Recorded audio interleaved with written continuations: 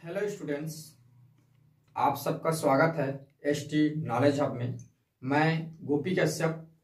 आज हम देखेंगे कक्षा 9वीं में गणित का इतिहास, history of mathematics, unit number 1 है, जिसके अंतर्गत आज हम चर्चा करेंगे कि कहाँ से गणित का आरंभ हुआ है और इसके अंतर्गत कुछ कुछ जो परिभाषाएं हैं।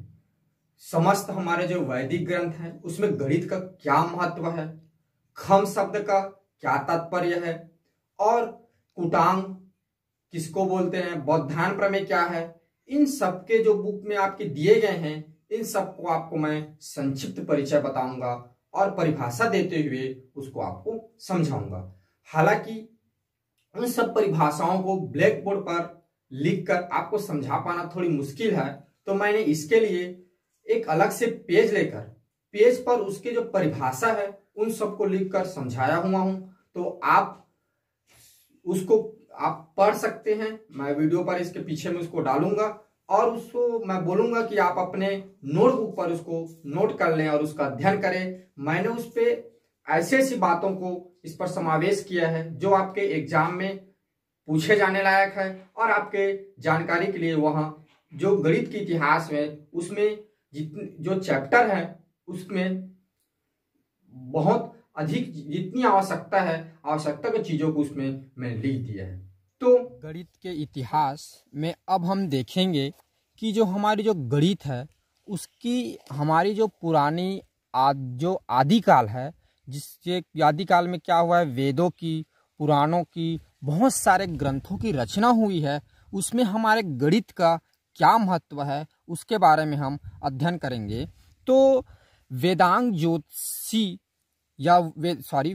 ज्योतिष में ऋषि लगध ने लिखा है। वेदांग ज्योतिष एक प्रकार का ग्रंथ है जिसमें लगध ने लिखा है, यथा शिखा मयूराणाम नागानाम मणियो यथा तद्वद वेदांग शास्त्राणाम गणितम मूर्ध निश्चितम। आप मेरे साथ इसको दोहराएंगे, यथा शिखा मयूराणाम नागानाम मणियो यथा तद्वद वेदांग शास्त्राणाम मणितम मूर्ध निश्चितम। जिसका अर्थ है, अगर हम इसकी व्याख्या करें तो होता है, सभी वेदांग शास्त्रों के शीर्ष पर गणित उसी प्रकार सुशोभित है जैसे मोर के सिर पर शिखा तथा सर्प के फन पर मणि सुशोभित है। इसके कहने का अर्थ है, जितने प्रकार के वेद हैं, हमारे शास्त्र हैं, उसमें गणित की सुशोभित मतलब महत्व की बात कर रहा है। इतना महत्व है जैसे कि एक मोर जो होते हैं उसकी जो शिखा होती है, जिसको हम कलगी भी बोलते हैं, जो चूंदा टाइप रहता है, उसकी बात कर रहा है। जैसे मोर के सिर पर शिखा है और सर्प के फन पर मणि, तो जिस प्रकार मोर के सिर पर शिखा और सर्प के सिर पर मणि है, जितनी सुशोभित होती है, उसी प्रकार वेद हैं और जो हमारे शास्त्र हैं उसमें गणित क्या है, सुशोभित है। ठीक है। अगर हम शून्य की आविष्कार की बात करें तो शून्य के आविष्कार में हम देखते हैं, तो आपके बुक में जैसे लिखा है, मैंने कुछ इंपॉर्टेंट पॉइंट्स को इस पर क्या किया है, दर्शाया हुआ है। तो इंपॉर्टेंट पॉइंट को मैं बताता हूँ आपको। खम शब्द का तात्पर्य है आपका आकाश और शून्य से होता है हमारे जो वेद है उसमें। अब देखेंगे शून्य के आविष्कार के गुण। जो हमारे वेद ग्रंथ हैं उसमें ज्योतिषियों ने क्या किया है, शून्य के आविष्कार के गुण को एक श्लोक में पिरोया है। जो श्लोक है, योगे खम क्षेपसम वर्गा दखौम खभा जितो राशिः खहरः स्यात् खगूड़ा खगम खगूढ़श्चि तयस्य शेष विधौ। अब मेरे साथ इसको दोहराएंगे, योगे खम क्षेपसम वर्गा दखौम खभा जितो राशिः खहरः स्यात् खगूढ़ः खम खगूढ़श्चि तयस्य शेष विधौ। जब इसकी व्याख्या करेंगे तो खगम का अर्थ शून्य से है। शून्य, देखो अब इसकी व्याख्या होगी, शून्य में किसी संख्या को जोड़ने पर योगफल उस संख्या के तुल्य ही होता है। अर्थात शून्य जो है अगर उसको किसी संख्या के साथ जोड़े तो जिस संख्या के साथ जोड़ते हैं वही संख्या हमें क्या होती है, प्राप्त होती है। शून्य के वर्ग आदि शून्य ही होते हैं। अगर हम शून्य का वर्ग कर दें तब भी हमें क्या प्राप्त होगा, शून्य ही प्राप्त होता है। किसी राशि को शून्य से भाग देने पर उस राशि की संज्ञा खहर, जिसका हर ख हो, जिसका हर ख हो मतलब जिसका हर शून्य हो, ख का अर्थ शून्य से होता है। अर्थात इसके बोलने का ये अर्थ है कि यदि कोई संख्या है और उस संख्या के हर में अगर हम क्या कर दें, शून्य से उसको भाग दें, तो वह संख्या क्या है, अभी तक परिभाषित नहीं किया गया है, अपरिभाषित है। शून्य से किसी राशि को गुणा करने पर गुणनफल शून्य प्राप्त होता है। अर्थात शून्य को अगर कोई भी राशि है उस राशि से हम क्या कर दें, यदि गुणा कर दें, चाहे वो राशि कितनी भी बड़ी क्यों न रहे, क्या प्राप्त होता है, हमें शून्य प्राप्त होता है। तो इस प्रकार हमें क्या किया गया है, हमारे जो ज्योतिषी ने जो है उसने एक क्या बोलते हैं श्लोक के माध्यम से शून्य के जो समस्त गुणों को बताया है। तो इस प्रकार है वो। अब हम देखते हैं शून्य के आविष्कार ऋषि गृत्समद ने किया है। ठीक है, शून्य का आविष्कार किसने किया है, ऋषि गृत्समद ने किया है। अब देखते हैं स्थानीय मान। स्थानीय मान क्या होता है, तो आपने क्लास 6, क्लास 9, क्लास 10 में स्थानीय मान के बारे में आप पढ़ चुके हैं, फिर भी मैं आपको थोड़ा सा इसके बारे में बताता हूँ। किसी भी संख्या को शून्य सहित 10 अंकों तक व्यक्त करना। तो इसको समझिए, इसके बोलने का अर्थ क्या होता है, किसी भी संख्या को शून्य सहित 10 अंकों में व्यक्त करना। तो आप जान रहे हैं जो हमारा स्थानीय मान होता है, इकाई, दहाई, सैकड़ा, सबको हम क्या करते हैं, दर्शाते हैं। तो जब हम दहाई की बात करें तो दहाई अर्थात क्या होता है, 10। 100 की बात करें, 100 अर्थात क्या होता है, 100। तो हमारा 100 भी किससे मिलकर बना है, 10 से तो ही मिलकर बना है। अगर हम 1000 की बात करें तो 1000 की किससे मिलकर बना है, 10 से। जब 10 का 3 बार गुणा कर देंगे 1000 आ जाएगा, 10 का 2 बार गुणा करेंगे 100 आ जाएगा। तो इसीलिए लिखा है शून्य सहित 10 अंकों को व्यक्त करना ही क्या कहलाता है, स्थानीय मान कहलाता है। उदाहरण के लिए मैंने 4512 को स्थानीय मान में बदल के बताया। 4512 का स्थानीय मान होगा 4000 + 500 + 10 + 2।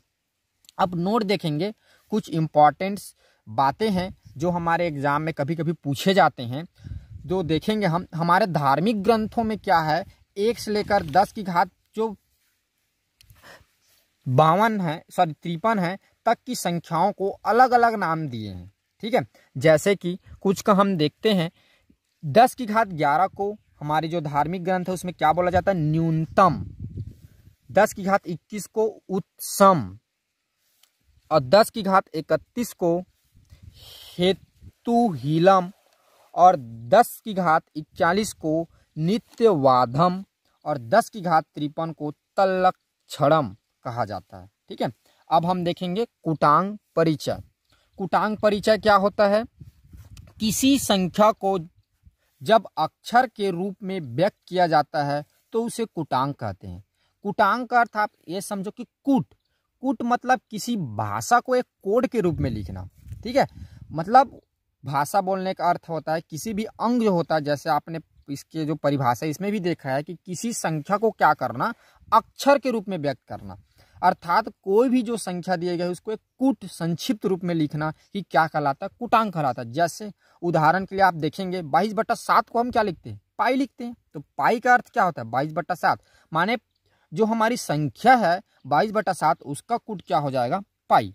उसी प्रकार आपने देखा है कि जो प्राकृतिक संख्याओं का जो समुच्चय होता है उसको हम किससे डिनोट करते हैं, एन। तो एन क्या हो गई, उसका कूट हो गया, एक अक्षर हो गया एन, जिससे हम क्या कर रहे हैं, प्राकृतिक संख्याओं को एन से डिनोट कर रहे हैं। तो इस प्रकार क्या होता है, कूटांक होता है। अब हम आगे कुछ इंपॉर्टेंट तथ्य के बारे में देखेंगे जिसको मैंने नोट करके लिखा है।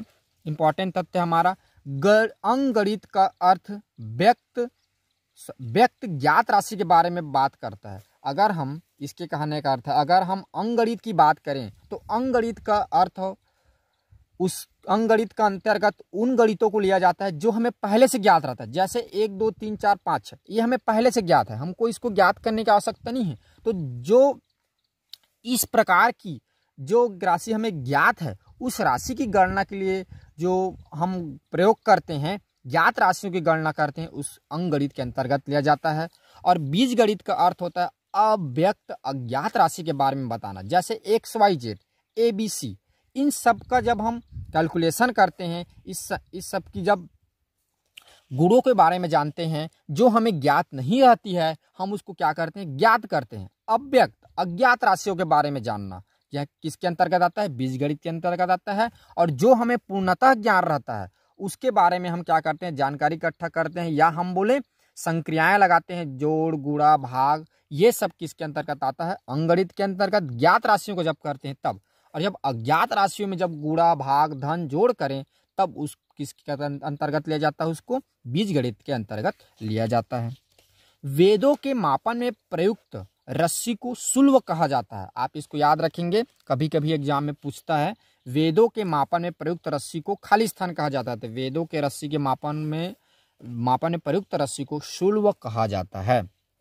अब हम देखेंगे बौद्धायन प्रमेय, जिसको पाइथागोरस प्रमेय के नाम से जानते हैं, या इसी को हम बोलते हैं शुल्व प्रमेय। तो बौद्धायन प्रमेय हमारा होता है कर्ण का वर्ग अन्य दो भुजाओं के वर्गों के योग के बराबर होता है। मैंने यहाँ पर क्या किया है, एक समकोण त्रिभुज की आकृति बना दी है। मैंने एक समकोण त्रिभुज ABC लिया है, जिसमें आपको पता होगा कि जहाँ पर 90 अंश का कोण बनता है उसकी सामने वाले भुजा को हम कर्ण बोलते हैं, और नीचे वाले भुजा आधार कहलाता है, और ये जो सीधी जो लाइन रहता है वहाँ क्या कहलाता है, लंब कहलाता है। माना एक समकोण त्रिभुज ABC है जिसमें कोण क्या है, 90 अंश है।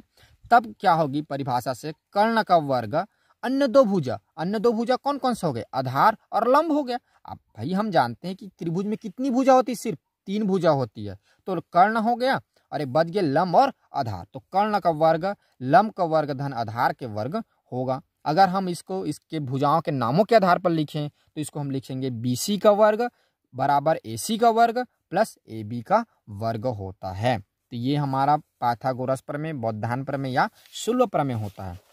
अब हम आगे देखेंगे पाई का भारतीय गणित के इतिहास। पाई का देखते हैं कि पाई का हमारा जो भारतीय गणित है वो कहाँ से आविष्कार हुआ है, उसके बारे में हम जानेंगे। तो आपको मैं बता दूं, पाई का आविष्कार आर्यभट्ट ने किया था। पाई का आविष्कार कभी कभी एग्जाम में भी खाली स्थान में पूछा जाता है कि पाई का आविष्कार खाली स्थान वैज्ञानिक ने किया है, तो पाई का आविष्कार किसने किया है, आर्यभट्ट ने किया है। तो आर्यभट्ट के अनुसार आर्यभट्ट ने क्या किया, कैलकुलेशन किया, तो गणना किया, उसके आधार पर कुछ लगभग मान निकाले, जिन्होंने परिधि का मान निकाला 62,832 और व्यास का मान निकाला 20,000। तो और आर्यभट्ट के अनुसार पाई बराबर होता है परिधि बटा व्यास। तो हमने वैल्यू को जब उसमें वैल्यू को रखा और वैल्यू को रख के गणना किया तो पाई का मान लगभग दशमलव के 4 स्थानों तक लिया गया, जो आज तक भी क्या है, सत्य है, उसको अभी तक बदला नहीं गया है। तो वो क्या है, पाई इक्वल 3.1416 होता है। ठीक है, ये सब आर्यभट्ट ने अपने आविष्कारों में बताया है। ठीक है, अब थोड़ा सा हम देखते हैं त्रिकोणमिति कि त्रिकोणमिति क्या चीज होता है। आप देखेंगे मैंने यहाँ पर लिखा है, त्रिकोणमिति गणित की वह शाखा है जिसमें त्रिभुज की भुजाओं और कोणों के संबंध का अध्ययन किया जाता है। ठीक है, तो इसमें आप पढ़ेंगे आगे, आपके आगे जब चैप्टर जाएंगे तो आएगा कि साइन को हम हिंदी में ज्या बोलते हैं, कोसाइन को हम हिंदी में कोज्या बोलते हैं, और त्रिकोणमिति में साइन को शॉर्टकट में साइन SIN लिखा जाता है और कोसाइन को COS लिखा जाता है। आप इसमें याद रखेंगे, ये लिखने का तरीका ये रहता है कि ये दो बराबर लाइनों के बीच में आए, इसमें किसी एक वर्ड को बड़ा एक वर्ड को छोटा ऐसा नहीं लिखा जाता, इसमें सारे वर्ड क्या रहते हैं, एक लाइन में लिखे रहते हैं। तो इस प्रकार हमने गणित के जो इतिहास है उसके बारे में संक्षिप्त अध्ययन किया। अब आगे हम इसके प्रश्नावली पर जो दी गई और जानकारी है उसके बारे में हम अध्ययन करेंगे। तो आज के लिए बस आज हम इतना देखेंगे। अगर आपको हमारा वीडियो अच्छा लगा हो तो प्लीज़ हमारे चैनल को सब्सक्राइब करें, ताकि आगे और भी वीडियो आपको मिलती रहे। हम और भी वीडियो कक्षा 9वीं पे रिलेटेड गणित से हम बनाएंगे। तो बस आज के लिए इतना ही, धन्यवाद।